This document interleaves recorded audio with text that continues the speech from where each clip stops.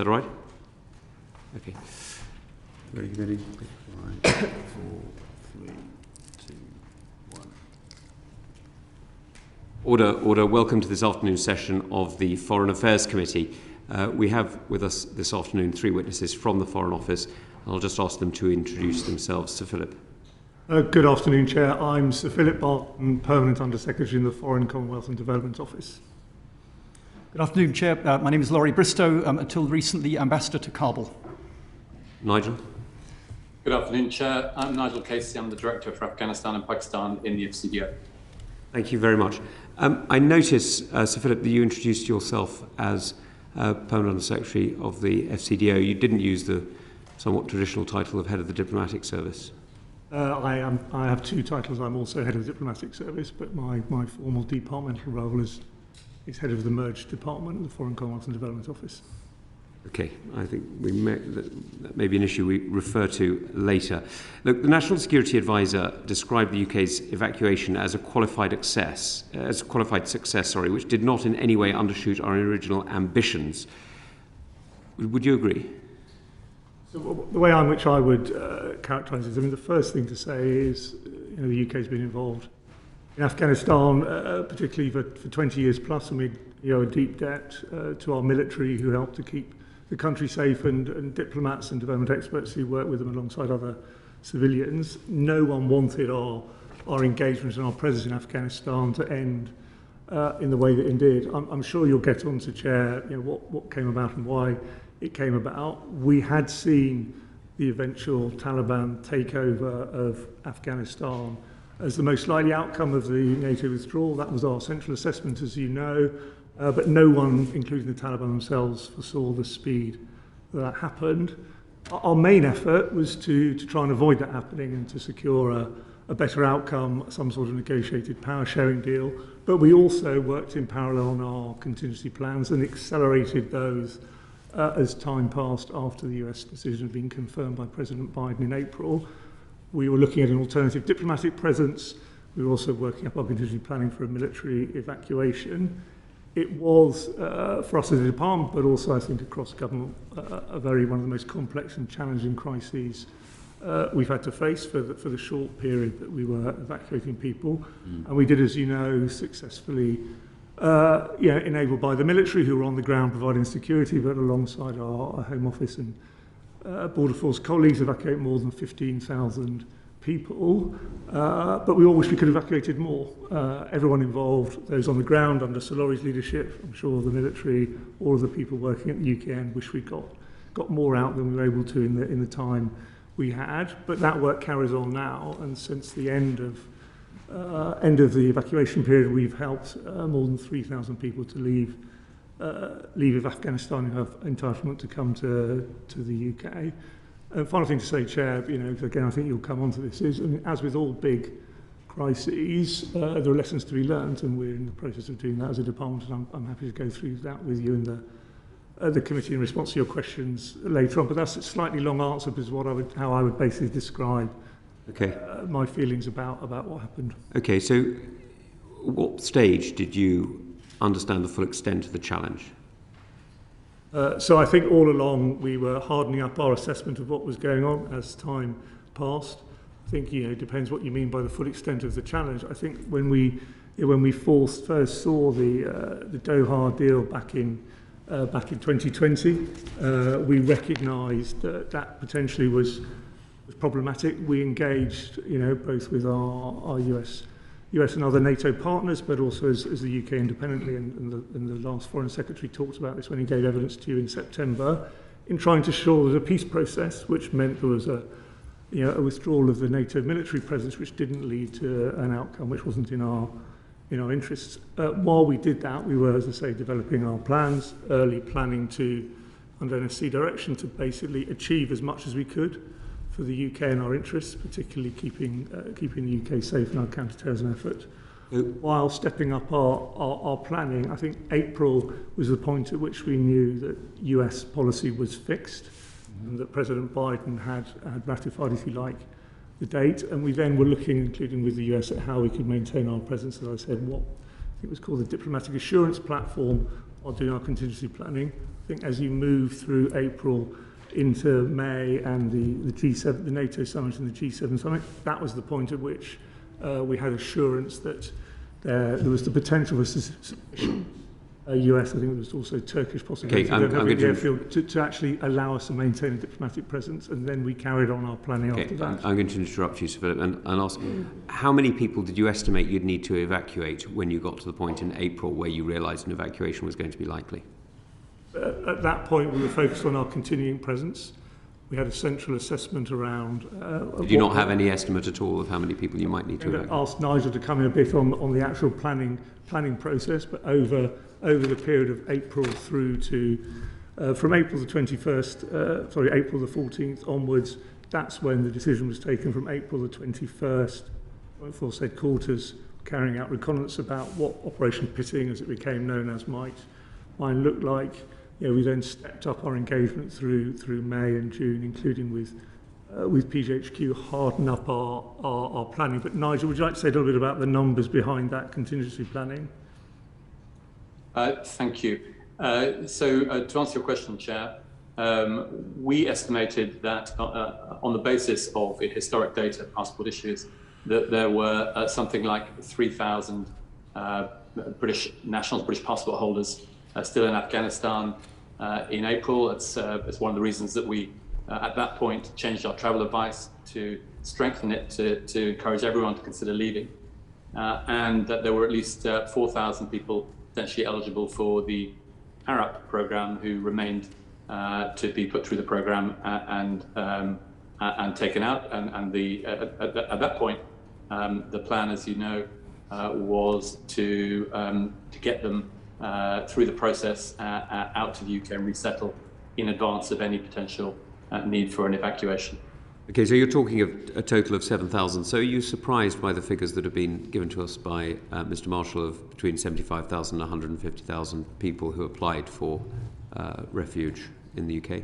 So I think it's important at this point to distinguish between what we're talking about.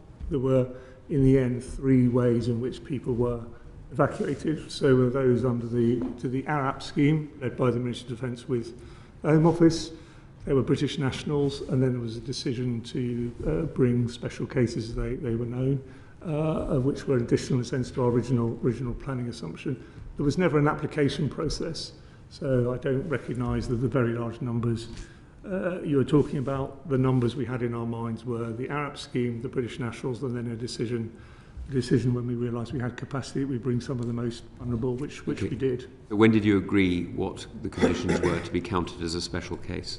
Sorry, Chair, I missed your question. When did you agree the conditions that would allow somebody to be counted as a special case? When did you set the policy? That decision was taken as Afghanistan was taken over by the Taliban when we had the plans in place, and we knew that there would be spare capacity beyond those entitled under ARAP and as British nationals or their dependents. We looked at who else, and ministers took the decision to add the special cases, as it were. Okay, so in April there was no intention, for example, to offer special assistance to Afghan judges who had sat on narcotics trials under British support. There was the ARAP scheme, and that was the scheme under which people who had helped us could be brought to the UK. Sure, but narcotics judges in the special narcotics courts wouldn't have counted, for example. So the ARAP scheme was administered by the MOD. There were criteria for those. Yes, and the judges wouldn't have counted as part of that ARAP scheme. But if they were not directly employed or weren't working closely enough, they'd be assessed under the scheme whether or not they would or not be. So would members of the National Directorate of Security who held in their minds the secrets that the Secret Intelligence Service and GCHQ had shared with them for the previous 20 years, would they have been eligible under the ARAP scheme? Members of the NDS were covered by the scheme. I mean, Nigel, do you want to add any more about the criteria on the ARAP scheme? Yes, thank you. So under Category 4 of the ARAP scheme, Chair, there was provision for those who had not been directly employed by us but had worked in particularly closely in special enabling roles, such as the categories you referred to be considered under Category 4 of ARAP. And yet, despite that, you've thought that there'd be you estimated there'd only be 4,000 people in the ARAP scheme. Well, that was the estimate of the number based on what we knew about people who had applied at that point. Now, the number of applicants grew significantly as the situation worsened through the course of the summer. And so by the time we got to evacuation, we had higher numbers, and it's an open scheme, so people are still applying today. And did you assume that more people would apply as danger loomed closer? Well, we dealt with those who applied at the time. We made assumptions based on the number of people that we thought we could get through, and then accelerated the program of planned charter flights. I should stress that when I say we, this was a program led by our colleagues in the Ministry of Defence, jointly administered by MOD and the Home Office. Okay. So, Laurie, you reportedly warned on the 2nd of August that the Taliban were likely to take Afghan cities. What response did you get? So, thank you, Chair. Well, I think I would describe the reporting that I was sending in as a kind of constant dialogue, actually, with London, where I was describing what we were seeing happening and trying to interpret what it meant in terms of our core objectives, and trying to sort of think forward a little bit to what happens next, with recommendations, proposals for what we should do as a result. So, in terms of the response from London, I think what we were seeing playing out was a scenario that we had envisaged and had planned for, and the response that I was getting from London was the response that, yeah, we need to accelerate our ARAP processing, we need to refine our contingency planning, we need to work ever more closely with the MOD on what would happen if the government fell. But the key point here is that at the time of sending in that telegram, it was not a given that the government would fall or that the military would collapse. That happened over the course of the following week, 7 days. A scenario, it's no more than a scenario, which I think we were all working to as one of several, was that the government might or might not hold a number of regional capitals, but that it might well succeed in holding Kabul. And then we will be dealing with a government that wasn't in control of the whole country, but one that didn't precipitate the sort of collapse and the fleeing of the government that we saw on the 15th. So did the FCDO take steps to speed up the evacuation plans at this point? Did you take the steps? I arrived in post in June, having spent the previous several months working on the transition planning back in London. I would say that we were all apprised. I was certainly pushing from Kabul to try to up the pace as far as the system could manage for bringing out people eligible under ARAP. Certainly it was the case that our planners, the military planners in PGHQ, were refining at increased intensity what pitting would look like. By that stage, I think also it's worth bearing in mind that we did not know if it came to it, which of the graduated response options we would be in. So if you think of how PGHQ do their planning, it's a range of options from fairly benign, where you've essentially got civil airlines running, through to what we had, which is most definitely not benign. And again, just an illustration of that, Emirates, the civil airline running into Kabul, was running up until the 15th of August. So the last Emirates flight attempted to land, turned back. That was the speed with which events developed.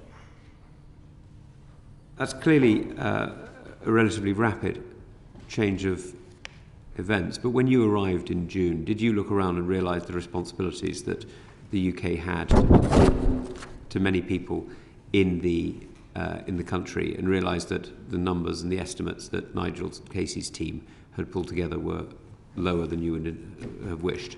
So the responsibilities, first of all, let me set out what was the direction with which I arrived from the NSC. First of all, I think it's important for the committee to understand that as part of the transition planning, we had reduced the size of the NSC. We'd reduced it from a ceiling of 115 staff to a ceiling of 75, precisely so that we were able to manage the risk to staff and the risk to evacuating those staff if it came to it. So what that meant in terms of prioritisation, my direction from the NSC, was first of all focus on supporting the government. Without the government to which I was accredited, we could achieve little to nothing. Second, the all-important national security task, particularly counter-terrorism. Third, getting through the casework on ARAP, and the working plan was to have completed the caseload on Arup by, I think, the end of August. And fourth was to get the contingency planning poised.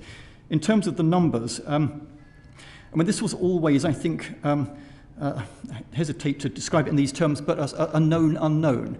We did not know how many people would come forward on the day for evacuation, if that's what it came to, because we did not know how many British passport holders were in Afghanistan on any one day. We had no way of knowing. What we did know was that if we were at the higher end of the scenarios that I've outlined, there would be a surge, a rush on the airport. And that will be compounded for us by what was happening with the Americans, what was happening with our other NATO and other partners.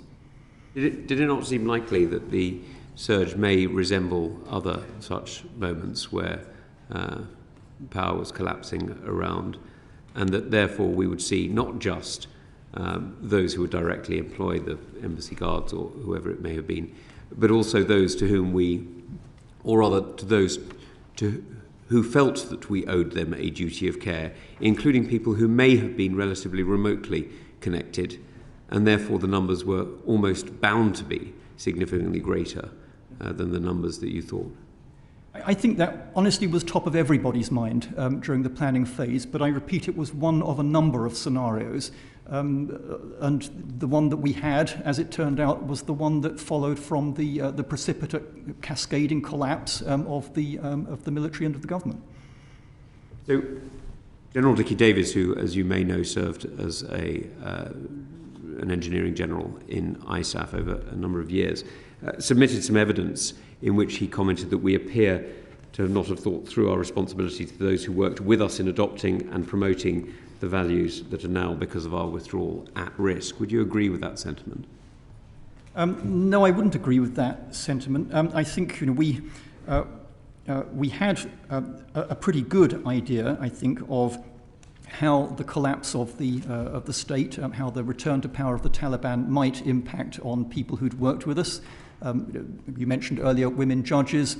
I would extend that pretty much to almost any woman who aspired to work outside the home or to be educated, to LGBT people, to people who'd worked with us, worked alongside us, not necessarily for us. But again, what I come back to is that it was not a given that the end would come in the way that it came or at the time that it came. No, I think we can agree that the speed of the final collapse was possibly quicker than anybody thought. But surely after the withdrawal from Bagram, it was a matter of weeks, not days, or weeks, not months, rather, and it was a matter of, and the end was pretty clear, that it was unlikely that the Ghani administration was going to survive, and therefore that the government was going to survive. Again, Chair, the way I would describe it in the last week to 10 days was a cascading collapse. At the beginning, at the fall of Zaranj, I don't think I would necessarily extrapolate from that to the fall of Kabul, the fall of the Ghani government, only 9 days later. That's what happened. I should just add that there were efforts going on in the final day or so to manage a softer landing, negotiations between some of the leaders of the Republic, some in the Taliban, for the Taliban essentially to hold short from the city. I'm sure you've been briefed on that by other witnesses, and I think it's in the public domain, but that on the day is not how it worked out. Okay. And may I ask, during those brief months that you were in post as Her Majesty's Ambassador in Kabul, what contact did you have with the Foreign Secretary? The Foreign Secretary, through the department... No, what direct contact did you have with the Foreign Secretary? So I'm looking at... My diary is imperfect, I'm afraid. It was rather a messy situation. I had contacts with the Foreign Secretary directly a number of times, several times during August, during the crisis. In the period when I was working on the transition planning several times a week alongside Nigel as we worked through with him, how we proposed to stand up the embassy after the military had left. By the time I arrived in Kabul, I think things had moved a little bit on. And what contact did you have with your neighbouring posts and indeed with possibly neighbouring states? So what contact did you have with, for example, our High Commissioner in Islamabad or our ambassadors in Tajikistan and Uzbekistan? I had several conversations, I kept in touch fairly regularly with Christian Turner in Islamabad, as you would expect. It was an absolutely key part of the jigsaw puzzle, particularly because of the work that we were pursuing with the Pakistani state and the Pakistani military on trying to find a way into essentially a military stalemate and some sort of negotiated settlement. And did you have any contact at all, or did anybody from any direct employees of Her Majesty's government have any contact at all with the Taliban before they took over the administration of the country? I'll defer to Nigel on that, if I may. I didn't. I was accredited to the government of the Islamic Republic of Afghanistan, which is a quite important point in this respect. Nigel? The answer is yes, Chair. I had contact in the company of other US and European special representatives in my first week in the job in May. We had long had contacts with the Taliban. We did not declare those publicly as a matter of policy, and we kept them at the level of me as a special representative or lower. But yes, we had contacts for many years. And did any of those conversations include conversations about assistance with evacuation or indeed support to civilians after or should they take power? Well, when I began this job in May, the conversations were all about pushing them to live up to the commitments they'd made in the Doha Agreement to negotiate a power sharing agreement. We gave them very clear warning that if they sought to take power by other means, then one of the consequences would be almost certain forcing withdrawal of foreign embassies and ending lots of the foreign assistance which went through the government of Afghanistan.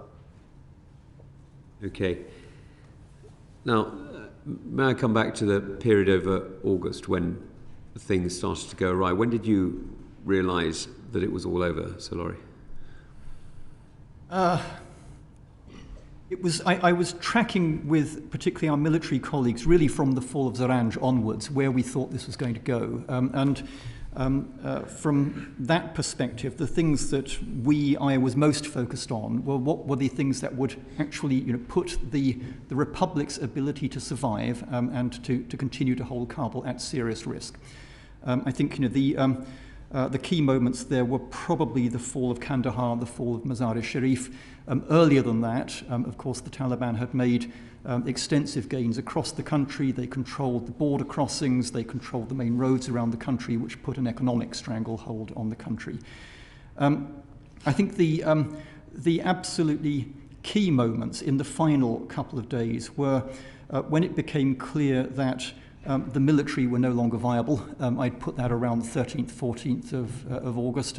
Nigel may want to comment on this, but that was the point at which our military, the US, the general who was running the diplomatic assurance platform, said, "Look, this is falling apart now." And then, of course, President Ghani's disappearance from the scene on the 15th. I think that was the last moment. So you were alerting London pretty clearly by the 13th, 14th that it was over. That was what was happening. Until Ghani actually fled the city, I don't think anybody could say that it was over, because there was still this option in play of trying to manage some sort of, I describe it as essentially negotiated surrender to the Taliban. But effectively, the Afghan government by the 13th, 14th had not only lost control, but had no perspective of regaining any form of control beyond perhaps the Ark Palace. I think that's probably correct. Okay, and that's what you were reporting to London. Okay. And at that point, you were reporting that presumably through the normal DIPTEL network. Were you also sending personal messages direct to key personnel to make sure that they were fully aware of the danger that the UK mission was facing? Yes. I'll bring Nigel in, if I may, on this, because he'll be able to give the London perspective on it. But I don't think there was any serious doubt that was the situation. And of course, what that precipitated was decisions around the future of the mission. Indeed. Chair, if I may add, on the basis of the reporting that Laurie and the senior UK military representative, Brigadier Tom Daly, was sending back, not just to me, but into the almost daily Whitehall meetings chaired by the Deputy National Security Advisor. I put a recommendation to the Foreign Secretary on the 11th of August that we needed to significantly downsize and move our embassy from the green zone in the city to the airport. That's the recommendation that he immediately accepted, and we began acting on the 12th. Okay, so you would say, Nigel, Mr. Casey, that by the 11th of August, it was clear that the position of the British Embassy in Wazir Akbar Khan in central Kabul was no longer a viable option, and the sensible thing to do was to move the embassy complete to the airhead. The judgment that I'd had to make, Chair, and put advice to Sir Philip on every week since June, had been whether we could fulfil our duty of care, which is that in reasonably foreseeable circumstances, could we keep our staff safe and could they do their jobs? And by the 11th of August, I concluded that was no longer possible operating from inside the green zone and we needed to relocate. Okay. And so, Philip, the embassy was, by this point, about 75 strong. That's correct? That's correct, yes.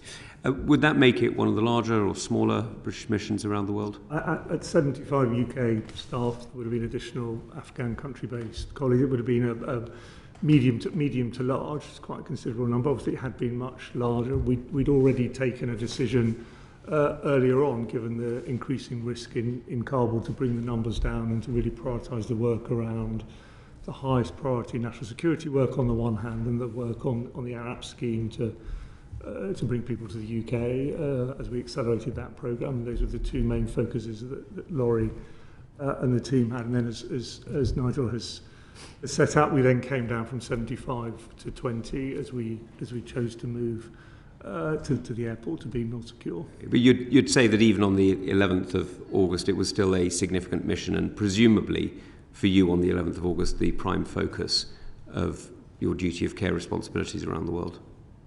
I think that was probably the riskiest place. We had that sort of size of people, and we do have other parts of the world, Somalia, Libya, other places where, colleagues work in dangerous and difficult circumstances, and we But if you were to do pay particular attention to our duty of care. But yes, Kabul, Afghanistan was the top of the list. Right. So Kabul was the top of the list. On the 11th of August, the embassy was moving. On the 13th, it was clear that the military could no longer hold. And on the 15th, the president fled the country.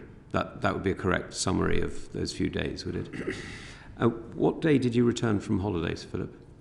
So I'm happy to go into dates in a minute, Chair, but let me just say before I do that, I have reflected a lot since August on my leave, and if I had my time again, I would have come back from my leave earlier than I did. I did put in place, as I think you know, cover arrangements, both an acting permanent secretary in the normal way, but also a Director General to lead in parallel on our Afghanistan work, and I stayed in touch with the department all the way through the period closely through August. But as I say, I do.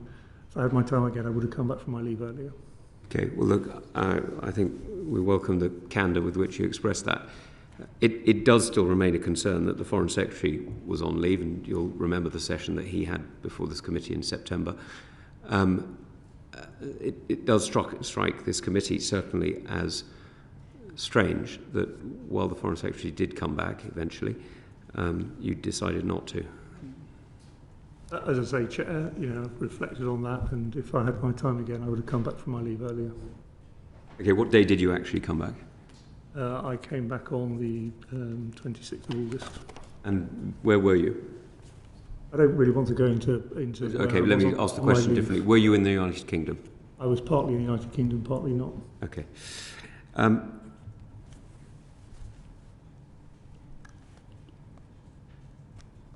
Have you ever changed your holiday plans in a crisis before? I have, yes. Yeah. Would you consider it normal for staff to do so? Chair, as I say, I'm at risk of repeating myself. I have reflected on this. There's a lesson for me in all of this, which I accept. And if I had my time again, I would have come back. Earlier. May I ask, going back to the first question I asked you, do you consider yourself a Crown servant or a civil servant? I'm both. Formally I'm a civil servant, a member of the diplomatic service, and a civil servant. Crown service is a wider term, but I think civil servants is a legal thing. Also, crown servants in that we work, through through the government today for Her Majesty, as all civil servants do. Okay. Alicia, you wanted to come in quickly. Thank you very much, Chair. I'm sorry, I don't think it's enough to say mea culpa. How, in 2 weeks, at no point did you go, I can't. I have to go in and protect my people? Because it would take me to the question of, how would you define duty of care? You said just now, we pay a particular focus to duty of care. Is that just the staff at post? Because what about the staff sat in the crisis centre?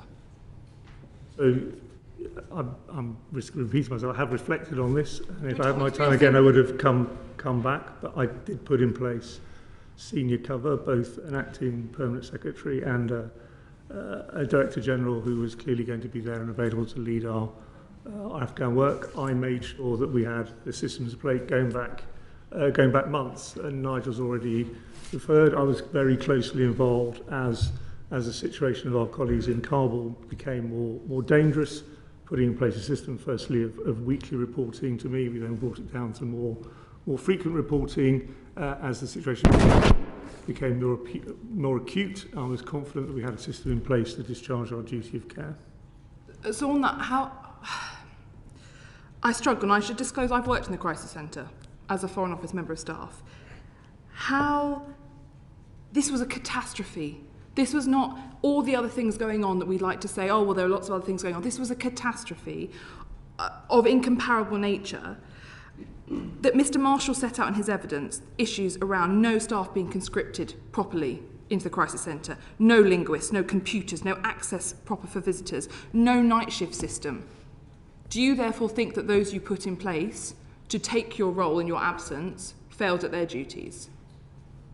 So let me come on to, given you've mentioned Mr. Marshall, and we saw the witness statement that he's given. So I take the issues he's raised very seriously indeed. He emailed me on the 31st of August. He'd spent 4 days as a member of the crisis team, and he said in that email that he was going to share information with this committee, which I think he had already done at that point, and also said that the Civil Service Code had been breached. I asked to see him and did indeed see him later that day, given the serious nature of what he had said, and I set out for him his options in raising concerns, and B, that we would cooperate with this committee in any inquiry you would subsequently have. And I was confident, I think, Chair, you may already at that point have said there had been inquiry, that we would cooperate with the inquiry, and we'd also, as we always do in the department, carry out a lessons learning exercise. We stayed in touch with him, and I decided that we should, given his genuinely held concerns, treat him as a whistleblower under the formal whistleblowing procedures. I used those to appoint a senior former head of mission who had not been involved at all in the Afghan crisis to look into his concerns, to talk to him, but also those involved in the crisis response. And she did that, and she found no evidence that the Civil Service Code had been breached, and she acknowledged that staff working under huge pressure had done their best to deliver the right outcomes. So that takes back to my she also made some. I apologise, Philip, but that takes it back to my original question, which is, did those who in your absence had to step up fail then? No, I don't think they did fail. As I said right at the beginning of this session, it was an extremely complex and difficult crisis. We did, enabled by the military on the ground very bravely, making sure that it was secure enough in Kabul, led in difficult circumstances by Solori, managed to evacuate 15,000 people. I do acknowledge there were things that we could have done better, and we all wish we could have got more people out, and there are, I'm sure, lessons we can learn. I'm going to come back to the structural problems much later. Did you ever visit the crisis centre at any point? Yes, I did. I visited the crisis centre when I was in London. As soon as I was back, I was in the crisis centre. I've been a regular visitor to the crisis centre. I also kept in touch with those leading the crisis. Well, will you send us the dates of those visits, please? Sure. Because I'm not aware of any visits that have been recorded. And Mr. Casey, can I ask how often you visited the crisis centre? I was there every day. I was acting as Gold Crisis, so I was sitting in the crisis centre throughout. That's interesting again, because I would say that Mr. Marshall, while he had to point out that he doesn't actually know what you look like, Mr. Casey, which is surprising if you were gripping the crisis centre, that a civil servant wouldn't have any idea, because I'd like to point out the crisis centre is very small. I've spent many hours in it.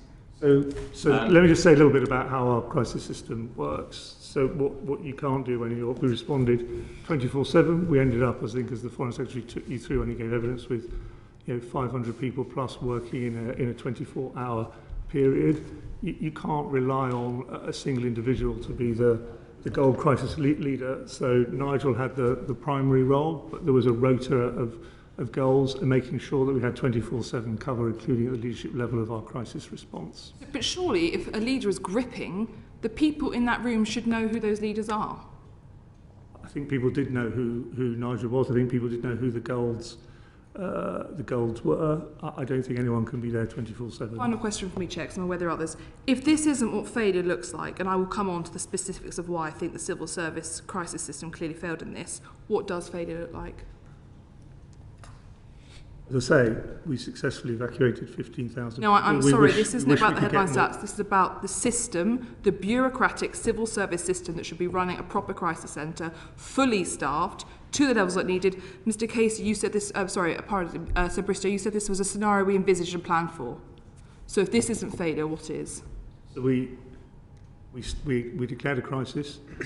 We went through the gears in putting more people in. We ended up with 500 plus. We had more than 1,000 people. Where were the across. 500, please? So some of them in the crisis centre, some of them were working elsewhere, some of them were working in our network. And where is elsewhere?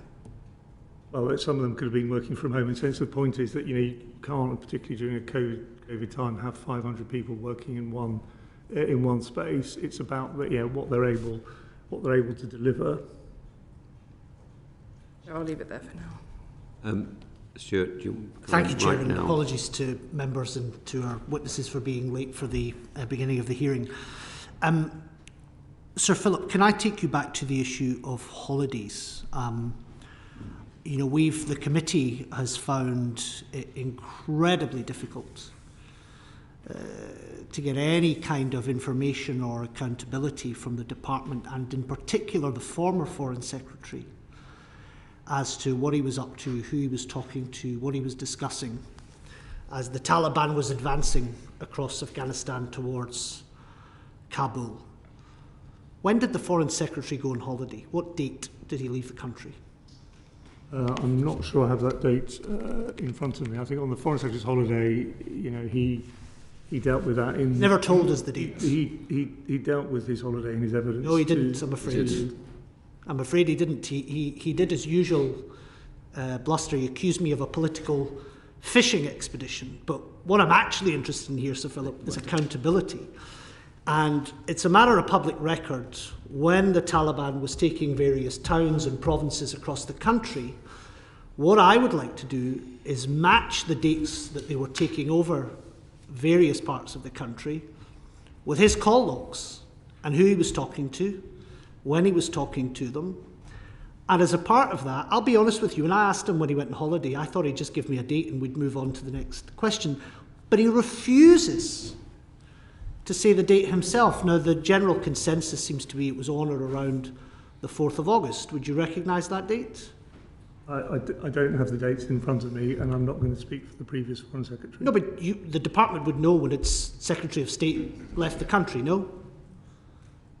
That wouldn't be an unusual thing for the head of the department to know. As I say, I don't have the dates in front of me, and I'm not going to speak for the previous Foreign Secretary. I'm not asking you to speak for the previous Foreign Secretary. Does the date exist somewhere in the Foreign Office that you can go back after this meeting, get it, and send the date to the committee? I'm happy to take that question away. So it does exist? There's a system for ministerial cover, and I'm happy to take away the question you asked me. So the system for ministerial cover will contain the date the Foreign Secretary left, presumably, and you'll share that with the committee? As I say, I'm happy to take it away. What does that mean? I'm happy to look at the information we hold and consult the previous Foreign Secretary. Well, he won't want you to tell me because he didn't tell the committee himself. Is there a reason why we can't get the date? I mean, we know he was at the country, we know where he was, we know all this stuff about a beach being closed. Why can we not just get the date he left the country?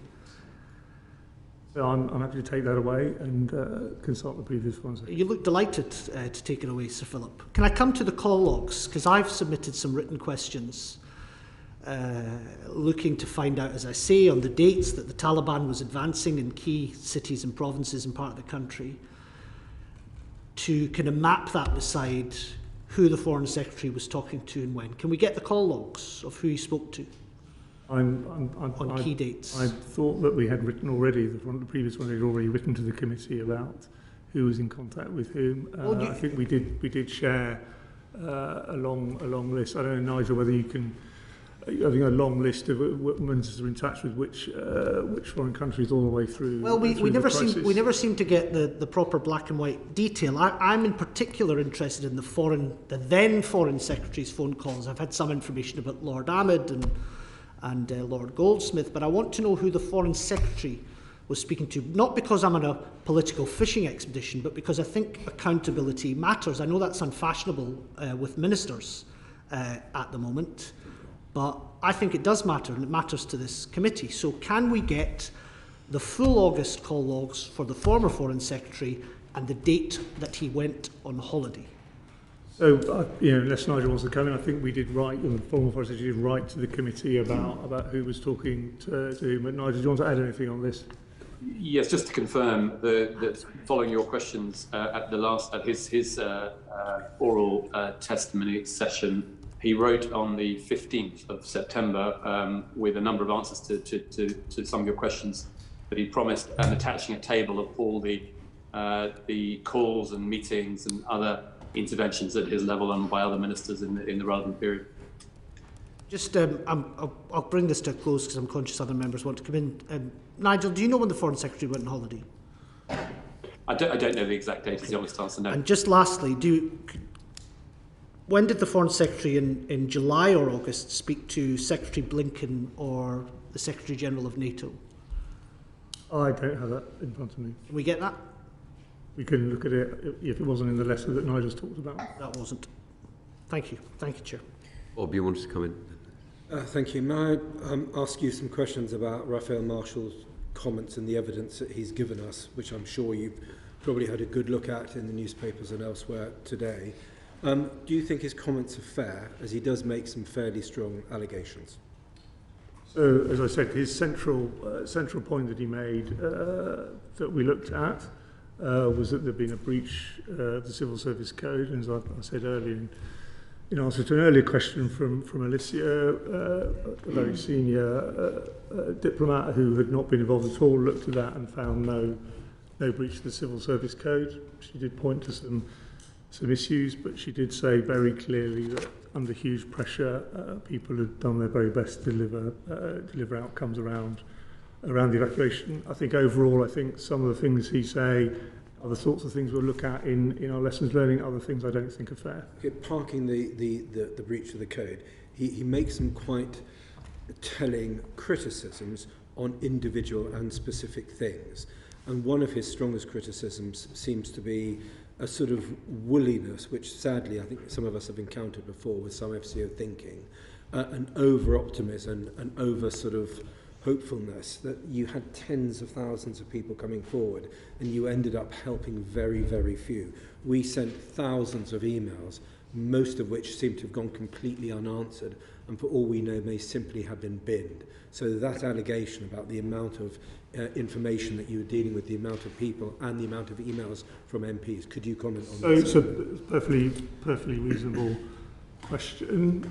I think the first thing to say is we received a monumental amount of correspondence. So I think it was something like 180,000 pieces of correspondence in August, nearly 250,000 in total. 19,000 I think was the peak day, and that compares at the height of the COVID crisis. I think we got about 14,000 in 2 months. So it was a very, very high volume. Secondly, in terms of what we did about that. We prioritised basically the work to get people onto flights and to go through information we'd received to see whether that led to us wanting to look at more people rather than replying to each individual piece of correspondence. Now, I recognise very much, particularly in the House, that meant that you around this room here and also across the House weren't getting replies. We then, as we could, we basically put in place additional resource to work through all the cases and give you all replies in September, as you know. But that was the decision we made, was to prioritise looking at the correspondence rather than answering it. I just think we felt that we were getting false assurances that this was being taken care of, when in fact you were being overwhelmed. And I don't know if that's a lack of honesty, a lack of clarity, a lack of, just levelling us about what you can do. So I think, 250,000, the sorts of volumes we're seeing were incredibly difficult to handle. As I said earlier on, in terms of the three schemes, the one around the special cases wasn't an application process. It was, we agreed categories with ministers and then looked for people within those categories as well, given the space we had available. I do think, to acknowledge your point, I do think one of the things that we're looking at in our lessons learning, I think, we took very seriously what this committee said around call handling and COVID, and we have put in place more capability on that side, as the last Foreign Secretary said to you when he gave evidence in September. We will want to look at how we create more contingency resource if we face correspondence as opposed to calls on this sort of scale in future. And on two specific things, if I may, do you think you all approach this? And look, the problem is with these circumstances, suddenly they become overwhelming very quickly. So I have some sympathy, clearly, with the position that you were in. Look, you're on holiday, it was August, it wasn't the best time for a crisis to happen, but crises, tend to choose the worst times. Was there, looking back, frankly, a lack of urgency and a lack of grip? And that's why you found yourself collectively so overwhelmed so quickly? I genuinely don't think it was about lack of urgency or lack of grip. I think it was about the scale and complexity of the circumstances we all face. Okay. And on the specifically, and again, slightly depressing issue raised by Raphael when he talks about work-life balance, that everyone was being told not to work long hours and to make sure you've got your 8 hours, don't work more than 8 hours. And I'm sort of thinking, actually, this is a once-in-a-decade sort of crisis. Okay, we've had COVID, so it's twice in a decade. These things are very rare, and actually there comes a point where people really have to put their shoulder to the grindstone. And if you've got soldiers at Kabul airport working around the clock, I mean, people clocking off after 8 hours, not bothering to come in for a weekend, it's all sort of complacent and woolly and waffly and unfocused and sort of just a bit rubbish, isn't it? I simply don't recognise that. I think it's based on a misunderstanding. There isn't a clocking off culture at all in the FCDO. We spend more time actually trying to persuade not to work too hard and to burn out. In terms of the 8 hours, when we're in a full-blown crisis, it's very tense. We do have an 8-hour shift system, and we make sure, therefore, that people are getting a period of rest and then coming back onto shifts. I think that's a fairly standard 24 hours, 8-3 shifts. Sometimes, depending on the time zone and the pace of work in a crisis, we might have a long day with 2 shifts. In this case, we went to a 3-shift system. I mean, Nigel may want to add, but I really don't recognise what was said. Just on that shift system, you had enough people to do the night shift, because he's implying that because you sort of had this work-life balance, which is very important, don't get me wrong, that actually some of the time you didn't have the backup that you needed to have. This wasn't about work-life balance. This is about rostering shifts in a crisis to make sure people don't burn out in a crisis and work too long in one period of time. I'm just coming off that 1 second. Very briefly, and then it's a common. It's recognised, I think, unanimously across the Foreign Office that there is an issue with never enough people for RDTs, which is why we have to go across government. Every time there is an RDT application, rapid deployment team, who will most likely be brought in to staff this, you don't get enough people. I have never, in my time in the Foreign Office, ever seen a crisis where they were able to fill all the slots without constantly coming out and asking for more and more and more capacity. So I find it very difficult In fact, I find it incredibly plausible, is the other way to put it, that there were not enough people filling night shifts. And that the idea that we had only one person at some points on the special cases inbox, that is not enough. So I find it, I'm looking for you to persuade me, and I don't feel that there is grip, and that these night shifts were properly filled, and that there was conscription of staff onto this crisis. In terms of the overall response, I mean, the first thing to say is, in a sense, the way as a department we are organised is we're not a contingent organisation. We're basically organised and funded to deliver day in, day out around the world, and that's the nature of our business. But we do have and want to have a crisis response capability. Over the years, as we've gone through big crises, we've looked at how best to do that. So, for example, after the hurricanes crisis in the Caribbean in 2017, where we did have problems, we looked at how best to do this, and we created a system called Directorate Crisis Lists, which allows us to access people from each different business unit, if you like, of the department to staff crisis. One of the things we are doing as part of our lessons learning process is looking at the extent to which that worked effectively, how we can be more agile, how we can be able to access contingent capability without reducing significantly our ability to deliver day in, day out business. But Nigel, did you want to add anything around the kind of staffing issues in August?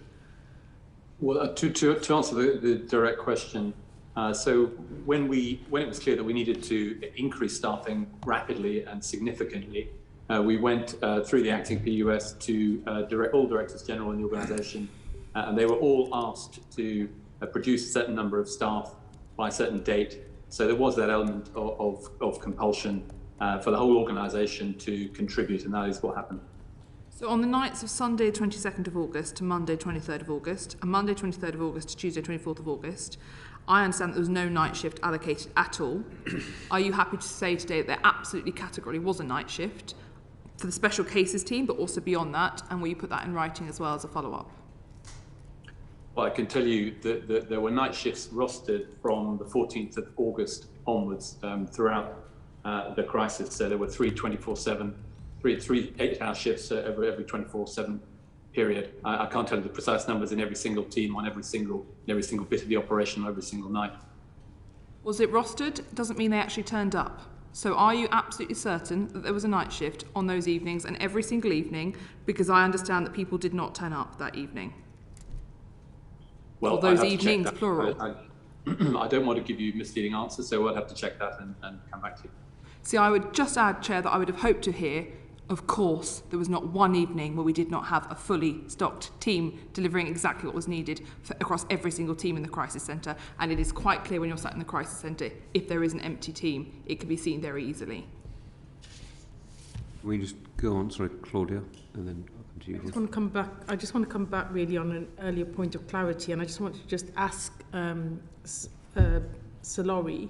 On the 2nd of August, it's reported that you sent a diplomatic cable warning that we are entering a new dangerous phase of the conflict and that it was likely the Taliban would take cities. Can you confirm that that was correct? And would you have expected that soon after that the Foreign Secretary to have gone on holiday?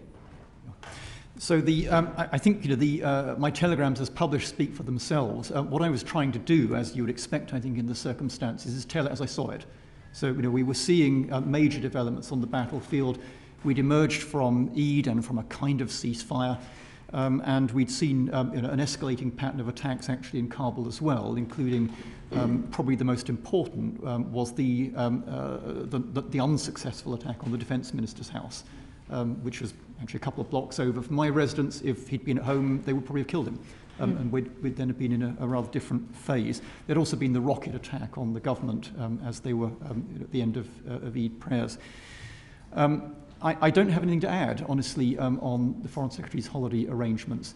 Would you have expected the Foreign Secretary to have gone on holiday? No, I come back to the point that we could see that the situation was moving into a different phase, that the Taliban were upping the level of violence. They were becoming more and more challenging across the country, including in Kabul. But we did not know the timescale in which this would end or how it would end.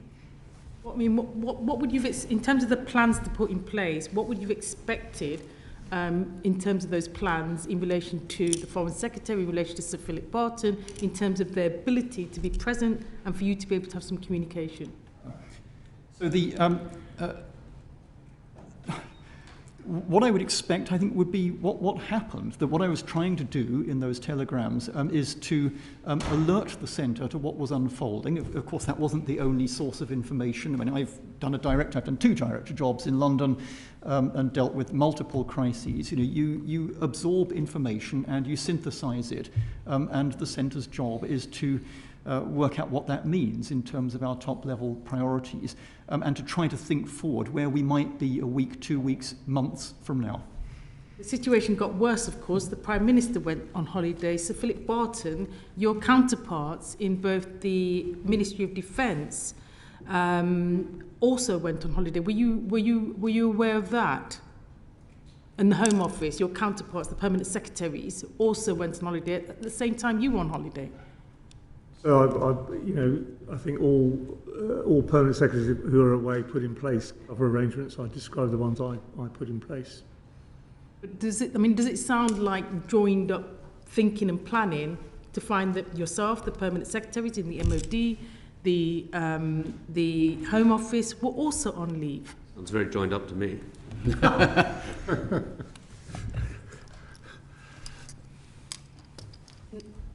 Sorry, Sir Philip. So as I say, permanent secretaries, when they're away, put in place cover arrangements. So, some departments have second permanent secretaries. Those that don't will have an acting permanent secretary covering an absence. Sure. Okay, Royston. Can I come back to Bob Seeley's line of questioning? I was on holiday too, as it happens, and I didn't come back either, as it happens. But I was working every day as an extra pair of hands in my office. Not only was I on Zoom meetings with this committee, but we were on Zoom meetings with the Foreign Secretary, with the Defence Secretary. Now, I'm sure you did that too, Sir Philip. I'm not suggesting that you didn't. But we spent a lot of time going through requests for people that needed help, hundreds and hundreds, which involved thousands and thousands of people, to the Home Office, to the Arab Scheme, to the Foreign Office, which we received few, if any, replies from. Yeah. In the evidence we've had passed to us today, it suggested that a lot of those emails went completely unopened or unanswered. I'm still being contacted now as a constituent MP from people that ask for help, think they're still waiting for help, yeah, but may well now discover from this evidence that people in the Foreign Office didn't even open their emails. How many of those unopened emails exist? And how many of those people have not even had their cases looked at? So we, as I said earlier, received an unprecedented volume of correspondence, and we took the decision to prioritise identifying people for evacuation rather than replying.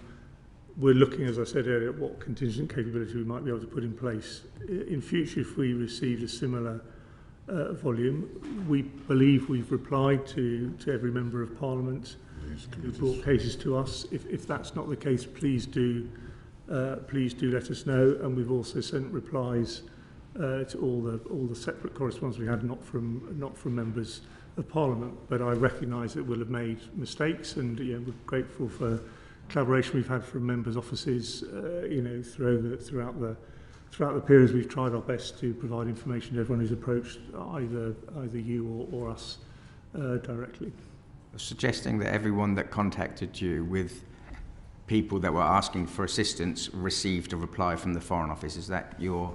Or well, it will depend on whether what we're asking about referred to the British, in which case it was for us, or if it was somebody who was repairing it under the Arab scheme, it would have gone to the Ministry of Defence as the lead department for that scheme, or if it was under the special cases and leave to remain arrangements, which the Home Office lead on, would have gone to the Home Office for them to deal with.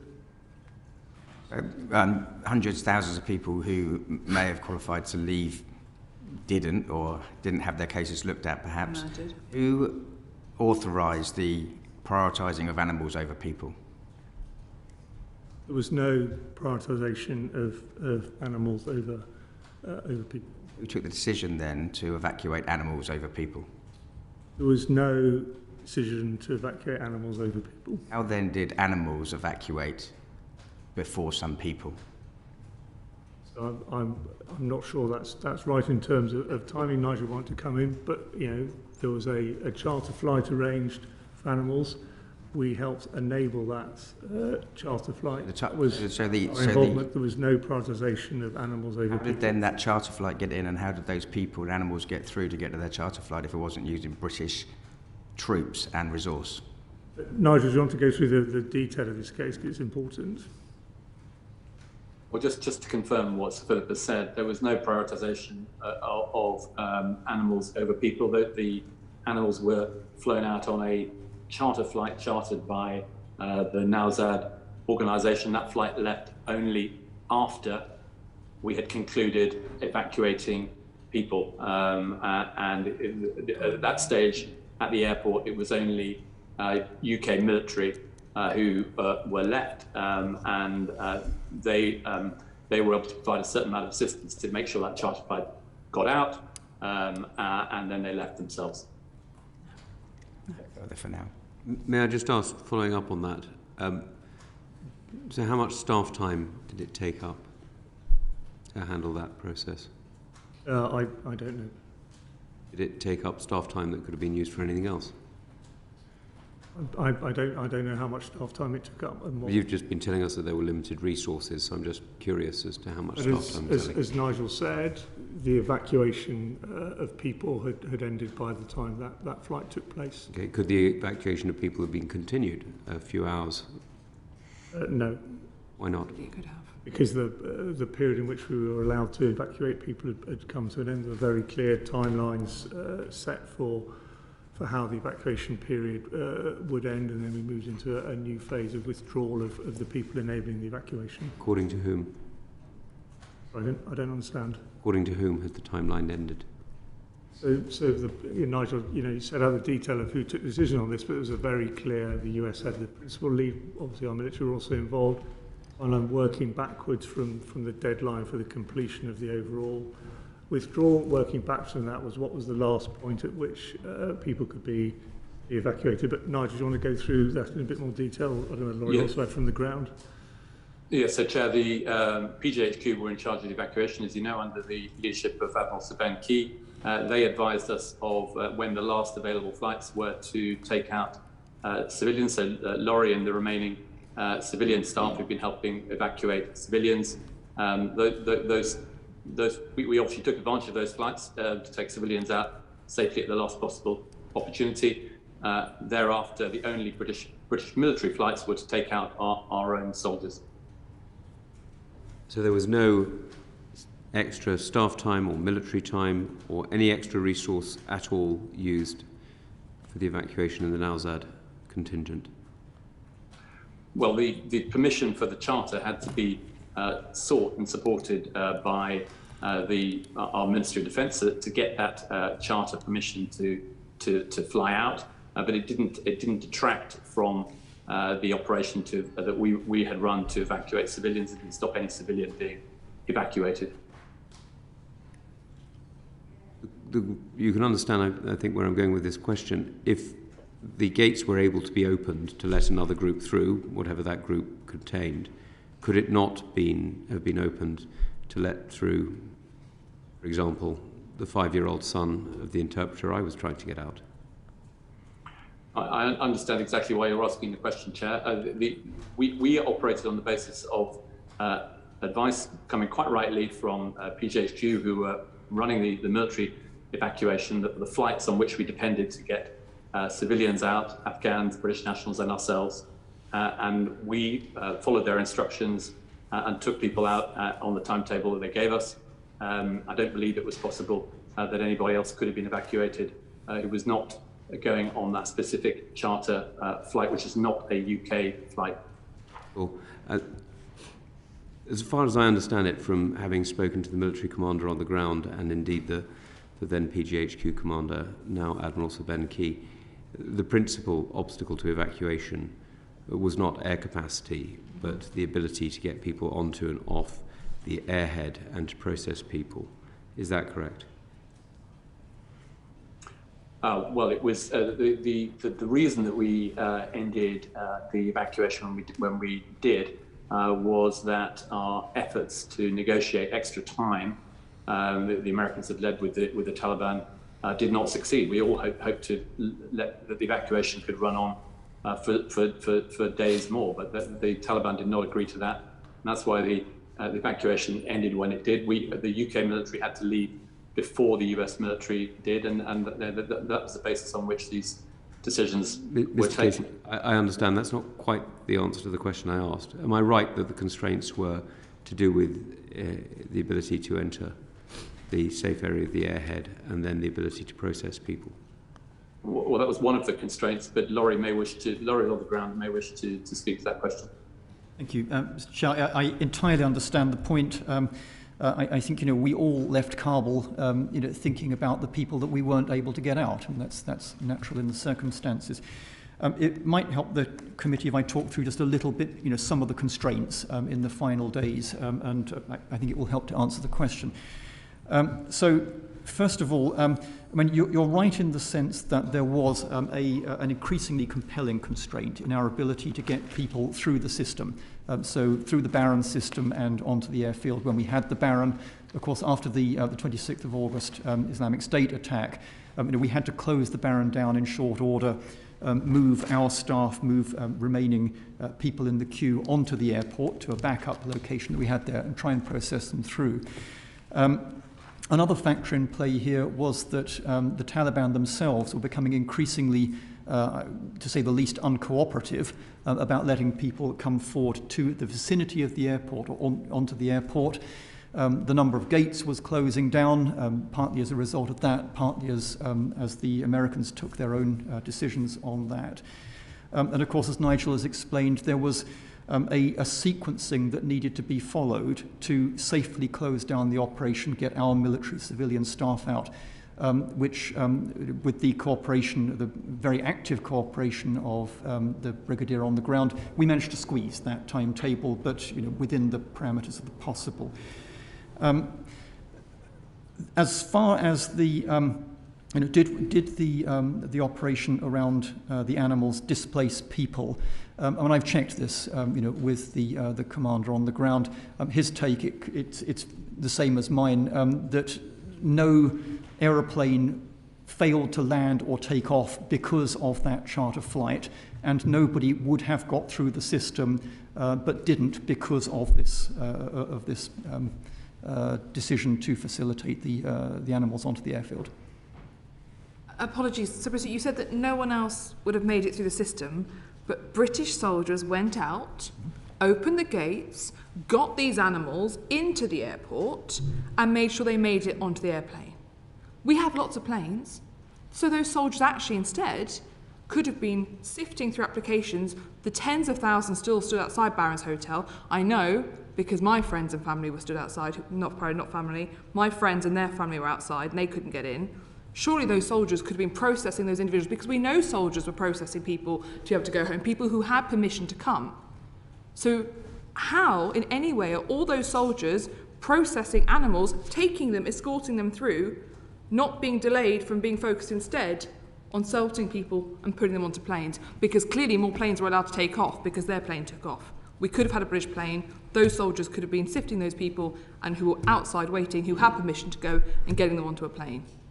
My understanding is that the issue in the final few days was not planes or capacity on planes. Exactly. No, that's exactly my point. Capacity issue was soldiers and sorting people to get them onto planes. So I'm arguing that those soldiers who were escorting animals could have been sorting through people who had permission to be on planes and getting them onto a plane. I'm not sure that the trade-off is that simple. And what is the trade-off? Well, why couldn't we have done more? Why couldn't those soldiers have been sifting people and getting them onto the plane? What was the bureaucratic problem that stopped them? Well, in the final days of the evacuation, so the period from the attack on the Barron, through to closing the operation, I think about 4,000 people came through the system. That was essentially completing the queue of people that we had. There was no completion of the queue. Of course there wasn't any completion of the queue, but it was the completion of the people who were in the system, in the Barron system at that stage. So again, if I could just spell out what happened, we had the attack on the Abbey Gate outside the Barron. We had to essentially close down the Barron Evacuation Handling Centre. We had to move our staff out of there. We had to move the people out of there who had been processed and were in the processing. We had to relocate them onto the airfield to a very, very, frankly, basic backup site and complete the casework in the time available, which was by that stage extremely constrained. In terms of the workflow, I can't say that with certainty that soldiers were actually physically moving animals through the gate. I would need to check the facts of that, to be perfectly honest, but it's not my understanding. I checked this with Brigadier Blanchard. It is not my understanding that anyone could have been got out but wasn't as a result of the animals being brought onto the airfield by their owner. I know it's painful, Sir Philip, and you've said you've reflected on your holiday. I just want to return to it for one question. You've effectively apologised for not coming back on holiday. What difference would it have made if you had have come back? That's a good question and something I've reflected on. So I think in terms of the overall response, when the government responds to big international crises involving multiple departments, the normal model is for Director Generals in different departments to work, both for their ministers, but also into the centre of government where the coordination happens, and that's what happened in this case, and then obviously in the FCDO case, the sort of crisis structure underneath that we've talked about. I think the thing that when I reflect on this, that was a reason, one of the reasons behind why I've said what I said at the beginning is I think I should have been more visible to our people who were working on the crisis. I was involved and in touch with the department throughout, as I said, but they should have seen me visibly involved. Would it have made any difference on the ground? Would it have made any difference to the people whose lives were at risk in Afghanistan in getting them out? Had you been back? That's the important reason for your existence, really, isn't it? In this case, I don't believe me being present in London as opposed to on leave and keeping in touch with the department would have changed the outcome, the number of people who are evacuated. Couldn't be bothered. An interesting question. So, sorry, I again returning to a question that the chair asked you. You said you had an incomplete record, or was that effect, of your telephone calls with the Foreign Secretary. Why is that? I would have expected an ambassador to have a pretty perfect record if they talk to the Foreign Secretary. As I said earlier, when I was working on the transition planning before deploying to Kabul, both Nigel and I, as the director, saw the Foreign Secretary regularly, several times a week, as we worked through the implications of that. I don't recall having a conversation with the Foreign Secretary in my period from arriving in Kabul to the onset of the crisis. There's no particular reason why I think I would need to do that. Certainly when there were Cobras taking place, the Foreign Secretary would have been on those. During the crisis itself, a small but quite important consideration here is that I didn't have a PA. Essentially my diary was run kind of on the run through the day. So what I can't do is go through my diary and say at this time, on this occasion, the call was there. The reason for that is that we needed to be very, very cautious about the numbers of people we had in Kabul. So I think the number of FCDO and Border Force staff peaked at, I think, 33 in the course of the August crisis. It would, in my view, have been wrong to have anybody at risk in Kabul who did not absolutely have to be there processing people. So, that, I'm afraid, is the answer to the question. It doesn't really answer the question, but from the period of the start of August to the 15th of August, I understand it was a period of intense pressure, but talking to the Foreign Secretary must lodge in your memory. It's not, as you've said, it's not something you do every day. So you can see why this committee wants to know the answer to that question. How many times did you talk to the Foreign Secretary? So I talked to the Foreign Secretary one-on-one, essentially, at least twice that I've managed to find in my diary during that period, and a number of more times when both he and I were in the same COBRA meeting. So twice in the first fortnight of August before the fall of Kabul. Thank you for that. Records were left in the embassy of people, Afghans, who'd helped the British forces and the UK. Why did that happen? And what has been the outcome of the internal inquiry into that?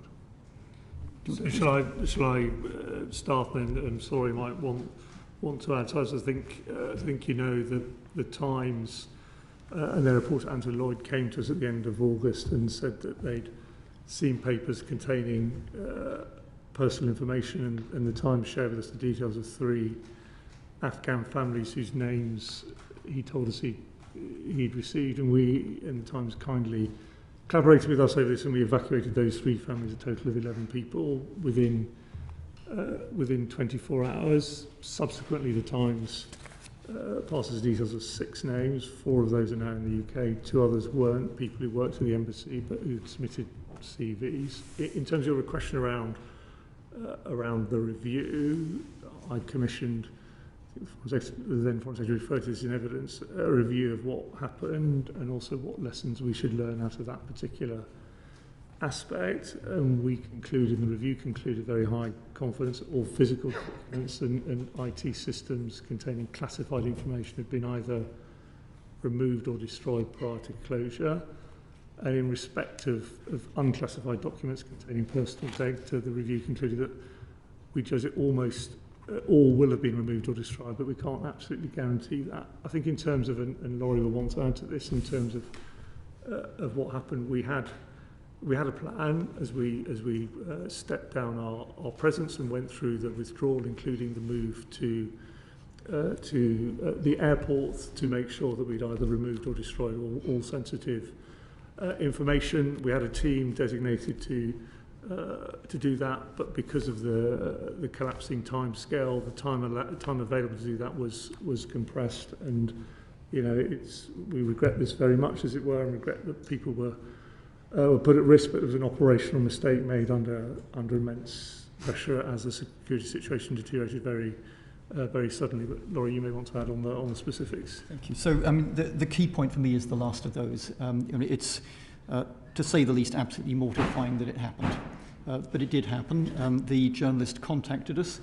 I spoke to him several times to try to establish exactly what information he had and how he'd come by it.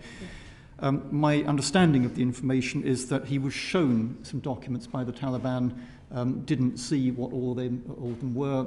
He certainly wasn't able to pass either the documents themselves or everything that might have been in them to us. But what he told me is that there were 6 names. He tried calling them all. Some of them rang out.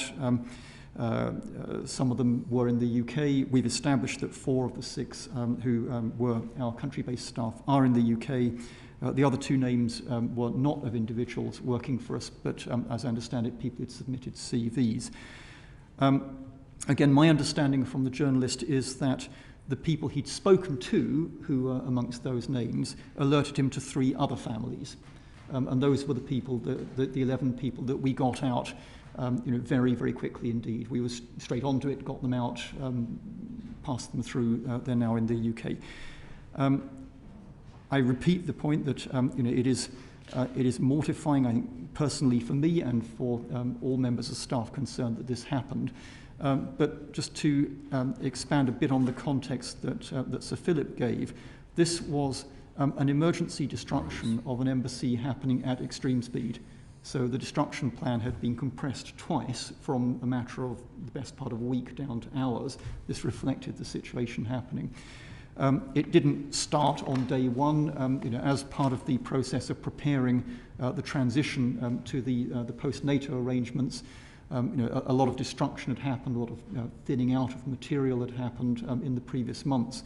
But at the end of the day, it was a mistake. And I've not completely followed the numbers that you've been through.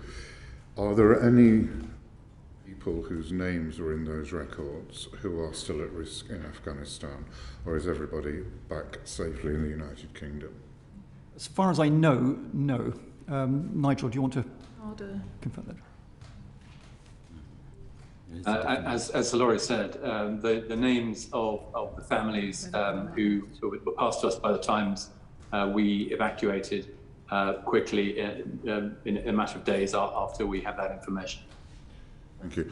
I mean, it shouldn't really be a lesson learned, should it? I mean, it should be absolutely fundamental. If you're evacuating an embassy, you get rid of all sensitive records.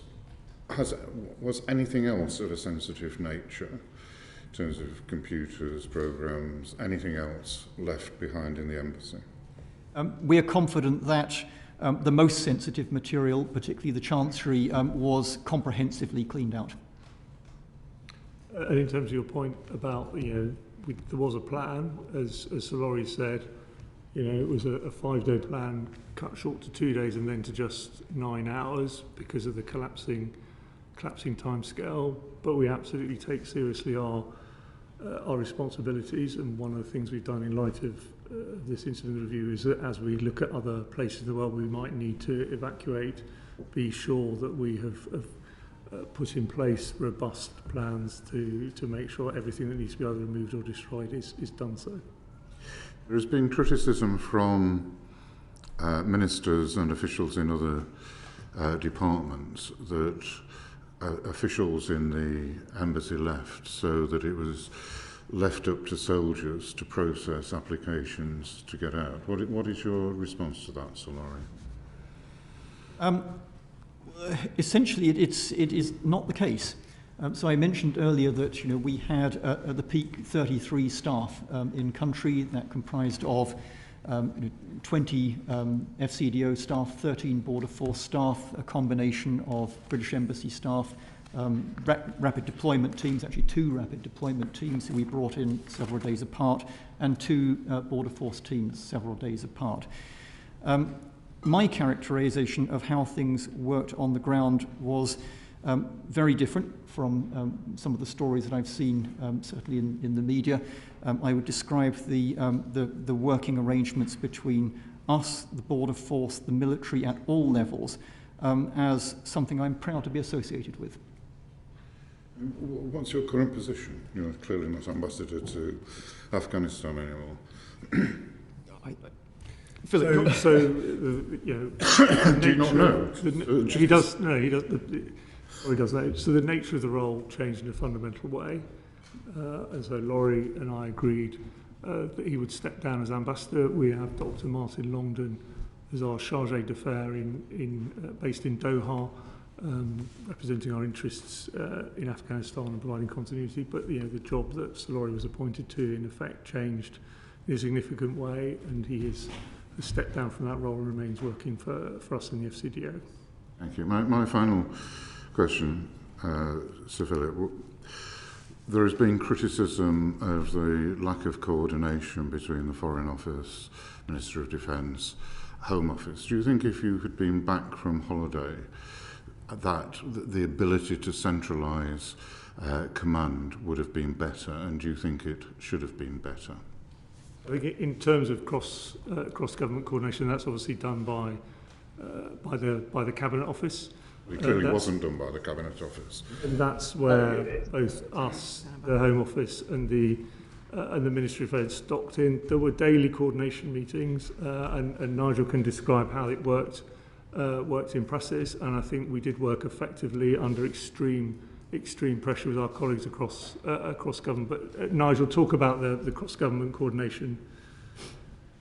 Thank you. So, I mean, during the crisis, every single morning there was a cross-government senior, as in 3 or 4 star representative level meeting chaired by either the National Security Advisor, Stephen Lovegrove, or the Deputy National Security Advisor, David Quarry. So there was very close coordination every morning. We were all getting the same information picture and discussing the same decisions every morning, and therefore able to brief our respective ministers on the same basis. And then within the FCDO Crisis Centre, we had secondees from PJHQ to link us up directly to the to PJHQ here and to the operation in Kabul. We had civilians from the MOD. We had staff from the Passport Office, from the Border Force, and others such as HM Revenue and Customs to help with call handling. So it was a genuinely cross-governmental effort, and as Philip and as Laurie said, it was one that all those who I've spoken to have been involved were proud to be part of. But it didn't work, did it? Because there's clearly pretty public disagreement between those people you said you were, those departments you said you were coordinating. Do you have an explanation as to why it didn't work? I don't accept that it didn't work. We evacuated 15,000 people in 2 weeks. That doesn't happen by accident. And the experience at official level, I can't speak for political level, experience at official level was of extremely close working, and as Laurie has testified, of very close relationships in very difficult circumstances in Kabul itself. Thank you. May I just follow up very quickly before I come to Chris?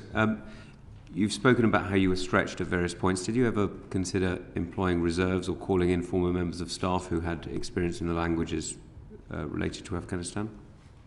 Are you addressing that to me? Into the crisis centre. In terms of augmentation to our crisis response, we did bring in some military personnel, not least to help with the handling of some of the correspondence, and we did augment also using the civil services civilian augmentation, which we have through HM Revenue and Customs, again to bring in more people to help with the information management and the challenge we had in that area. So yes, we did bring additional people in. And did anybody offer? Former members of staff, did they offer to help? Nigel, were there offers from former members of staff that you're aware of? I'm not aware of any. We had lots of volunteers from within the FCDO, and as you say, we brought in extra resourcemen and accepted offers from other government departments as they were made. Okay, I've been told that there were offers made by former members of staff who spoke the specific language groups. I'm not aware of offers from former members of staff, Chair. Chris. Thank you. Sorry, Sir Philip, to go back to your holiday issue, but I'm going to, if you don't mind, can you just tell us when you went on holiday? Yeah, I went on holiday on the 9th of August. The 9th. Just to repeat what I said. Yeah, no, I've got it. You don't need to repeat it. I'm going to say it again. I have reflected on this very carefully, and if I had my time again, I would have come back. It sounds less credible every time you repeat it, Sir Philip. It sounds platitudinous. It just feels a bit scripted now, but so you were away from the 9th to the 22nd, to the 26th. How much of that time was the Foreign Secretary away? As I said, I'm not going to speak for the Foreign Secretary and his holiday. Let me just explain why this matters, because it's the whole of the leadership of the Foreign Office at the same time. That's why this bit matters to us, because it would just seem axiomatic to me that if the Foreign Secretary is going to be away, the Permanent Undersecretary isn't going to be away. I don't think that's actually true as an axiom. I think it's quite usual actually for Secretaries of State and Permanent Secretaries to be away in periods which are normally holiday periods. And in both cases there will be senior ministers on the ministerial side and a senior acting Permanent Secretary or second Permanent Secretary on the official side. Can I ask you when you booked your holiday, roughly? Was it months and months before, or was it like on the 7th of August? I'm really not going into details on my holiday arrangements. But you see, that matters as well. Because if you were booking your holiday by the time it was obviously clear that there was a crisis, then that is a dereliction of duty. So, in answer to your question, I have thought about this very hard. I answered Graham Stringer's question about what the impact was, and I've been honest with you in saying that I think the impact was on my my colleagues. I do regret the fact that I didn't decide to come back to support them. I don't think it affected the outcome in terms of the people who were able to evacuate from Afghanistan. The question for us might be rather different than the question for you. The question for us might be, why on earth were you going on holiday on the 9th, by which time we had a pretty clear idea of what was going on? When I went on leave, including on the 9th, there was no inevitability at that point that Kabul was going to fall in the period that it fell in. There was no, the best assessment, it could take some time still. There was no certainty over the timescale. I think by that time they were already talking about 31 days, weren't they? I don't recognise the evidence that's been given to us repeatedly, and lots of organisations on the ground in Kabul, in Afghanistan.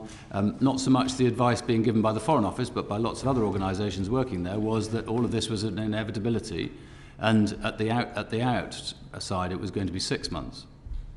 So I think that is the point. I think that was our central assessment that Afghanistan would most likely fall to the Taliban. There was a great uncertainty around exactly how quickly that might happen. Okay.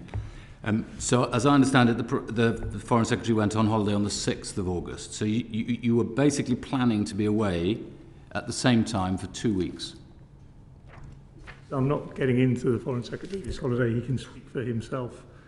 The problem is, sorry, forgive me for interrupting, Chris. The problem is this isn't about, and I understand your need for privacy, I perfectly understand your right to have leave. The problem is that in a leadership structure, and one on which the UK depends absolutely for its security, the concern is that if both leaders are out of the country at the same time, it does raise some very serious concerns. Now, it may not be that actually you would have had a substantive difference on this incident. It may be that you're right, that the substantive difference was only on your colleagues and being able to support the efforts that they were making in the crisis centre, though for some of us that would be still rather an important reason. And I also accept your review, your reflection of the position. The problem I think many of us have, which is why this keeps coming back, is the very idea that the Prime Minister, the Deputy Prime Minister, because let's not forget that's what his position was as First Secretary of State, the Foreign Secretary, the PUS, the National Security Advisor, the PUS at the Home Office and the PUS at Defence, were all away at the same time. I mean, Sir Laurie, did you think of taking holiday around that time? Yeah, I was in London for 4 days, around the 7th to the 11th of August, as part of a planned rotation. I'm not sure whether you're familiar with how the embassy is staffed, but essentially it's a 6 and 2 rotation. The embassy is staffed specifically so that there is an alternative ambassador. Indeed. At the time that we're there. Of the time I was in London, I think I spent probably the majority of it in meetings either in the office or with the office. And you went back rather quicker than your 6 and 2. Yes. You see, this is kind of the point we're coming to, which is leadership matters, and it's not just about the difference that a leader can make in terms of tactical command, but about the strategic intent that it demonstrates for an organisation and the seriousness with which an organisation pursues its functions. I come back again to the first question I asked you, and you described yourself as a civil servant. You're not, sir, a civil servant. You're the head of Her Majesty's Diplomatic Corps. That is a function greater than the civil service. And it is greater than the civil service for the simple reason that you are solely charged with the powers that you hold abroad in order to exercise extraordinary powers on behalf of this government with almost no review or check. Now, that's fantastic. And that's why we're lucky to have brilliant people in our diplomatic service around the world. And by the way, I can point to 50 today and 100 tomorrow. But it does raise serious concerns that if you're effectively in the position of a Crown servant, the same similar position to that of a commissioned officer of the Crown, I do know that you have warrants and you very proudly display them on your walls. It does raise some very serious concerns if that ethos isn't being followed at the head of the organisation. And forgive me, that's why this keeps coming back. So I think I am true to the ethos of public service, Chair. That's what I try to live by. That's what motivates me in my job. Yes. Can I move on to a different issue then? Just because the former Foreign Secretary this morning said that there were 1,000 FCDO staff working in the crisis centre, and I think the number that's been given today is 500, but I'm not quite sure whether that's FCDO staff or not. And 500 by normal call standards would mean roughly 85 full-time equivalents, 85 full-time equivalents on a 24/7 rolling basis. Is that right? So the 500 referred to, I think it was a bit more than 500, to the peak number in a 24-hour period. I think you divide that by 3 to get any number on a particular shift. That really isn't how it works. Yeah, you have 3 8-hour shifts, and so it's really not how 24/7 works. In terms of I think it's over 1,000. The overall number that I think the former Foreign Secretary was referring to is the total number of people from across the department who worked on the crisis at one time, or anybody who sent an email about anything. In other words. No, not at all. Actually, those who would have been on the rostered shifts. I mean, Nigel, do you want to say any more about the figures? Yes, that's right, Philip. The 1,300, in fact, is the total number of staff who contributed it, who worked at some point on the crisis rostered, whether working in the crisis centre or from a post around our network remotely or from home. So that's what that. Between that what dates? That's during the course of the crisis. The 500 from April through to August, or no? This is in the course of the evacuation period. So 15th, let's say from the 15th of August to the end of August. Could you give us? And that's all FCDO staff, not from any other department. The 1,300 is FCDO staff, I believe, yes. You believe. Could you just give us, I'm not asking you to give us 1,300 names, but it'd be really good if you could give us an indication of what departments they came from, sort of broad categories of numbers, because 1,300, 1,500 just sounds very suspiciously round. I don't buy it, if I'm honest.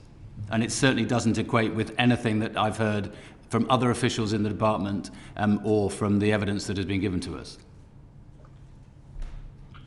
Okay, we can write to you with a breakdown of how we arrived at that number. Can I go on to special cases? Because I note that everybody keeps on saying this has been a wonderful success. You managed to get so many hundreds of people out under special cases and so on. But there is an alternative argument which has been put to us, which is that actually the way that this was all structured was a terrible mistake. We had 3 different systems running at the same time, run by 3 different departments. One of those systems is not yet up and running at all. One of them was run by the MOD, which was the ARAP, and a third was the creation of this special cases category. And because there was simply so much coming through, we ended up not really prioritising properly. We ended up basically licking a finger and sticking it in the air. So can I just ask, when was the special cases concept devised and by whom?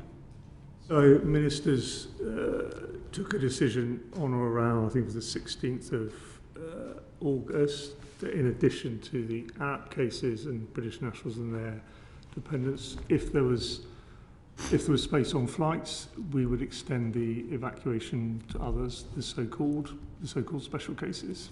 And when you say ministers decided, what does that mean, and where did they decide that? So Nigel, can you describe the ministerial decision-making process on that? The key ministers involved were the then Foreign Secretary, the Defence Secretary, and the Home Secretary. As Philip says, they had been clear with us up until that point that the overwhelming priority in terms of for evacuation were British nationals and their eligible family members. Those who had been accepted under the ARAP scheme. Yep. And then in the week of the 16th, it was decided by those ministers that if there was spare capacity, when PGHQ advised us there was capacity on flights, that we would look to prioritise additional Afghans who did not fall into the first 2 categories. But help me a bit here, because the normal process of ministerial decision-making would be on the back of a report that's sent up from officials. Or ministers saying, we're interested in doing this, officials, is this a possibility? Was there a paper that was considered, or was this just, they sat in a room, they came up with a view and said, and told you, right, we're creating this special cases category? Well, ministers met, I think, 6 times in the course of this crisis in Cobra format, and I believe it was from one of those early meetings that the decision was taken that we should, in response to the calls that were coming through from members of Parliament, from NGOs and others, to do what we could for people who did not fall into the first two categories, that we should indeed respond if and when we were advised by PGHQ that we had capacity on those flights. So that was always the basis of this scheme. So Mr. Marshall told us, in what I have to say was an extraordinarily well argued document, and it seems a great loss to the Foreign Office that he's no longer with you, but I'll leave that to one side. He said in paragraph 35 of his evidence, which I believe you've all seen, haven't you? I believe the Foreign Secretary had approved a submission including a list of categories of people to be evacuated, intelligence officers, journalists, judges, etc. Is that right? Was there a submission? Yes. Yes, there were two submissions. That's right. We were asked by the Foreign Secretary for advice on which categories of people should be prioritised. We put advice to the Foreign Secretary. He, I think, absolutely rightly wanted to take responsibility for making those very difficult decisions himself. So the way the process worked was that he decided which categories should be prioritised, and then we were then tasked with prioritising within those categories individuals according to a set of criteria which have been agreed by ministers. Thank you. Can I suspend the session as there's a division bell being called? Order. Order. 10 minutes to get.